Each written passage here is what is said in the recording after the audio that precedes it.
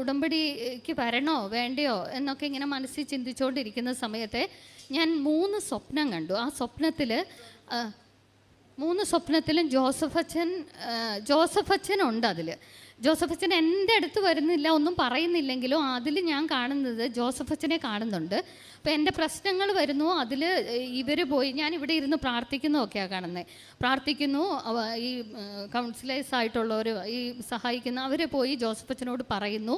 ഇങ്ങനെ ഞാൻ കണ്ടു. എന്നിട്ട് ഞാൻ അത് വെച്ചിട്ട് ഈശോയോട് പ്രാർത്ഥിച്ചുകൊണ്ടിരുന്നു ഇതെന്താണെന്നുള്ളത്. അപ്പോൾ എനിക്ക് വളരെ വ്യക്തമായിട്ട് അതായത് പിറ്റത്തെ പ്രാവശ്യം 6 നിയോഗത്തിൽ 2 നിയോഗം എന്ത് നിയോഗമാണ് വെക്കണ്ടേന്നുള്ളതിന് വളരെ വ്യക്തമായിട്ട് ഈശോ എനിക്ക് പറഞ്ഞു തന്നു. ഞാൻ ഇവിടെ കൊണ്ടുവന്ന് അത് നിർബന്ധമായിട്ടും വെക്കണം എന്നുള്ള 6 നിയോഗത്തിൽ 2 നിയോഗം ഇന്നത് തന്നെ വെക്കണം. ഞാൻ ഒരിക്കലും സ്വപ്നത്തിൽ പോലും ഞാൻ അങ്ങനെ ഒരു നിയോഗം വെക്കാൻ ആലോചിച്ചിട്ടില്ലായിരുന്നു. പക്ഷേ 2 നിയോഗം ഇന്നത് വെക്കണം എന്ന് പറഞ്ഞു.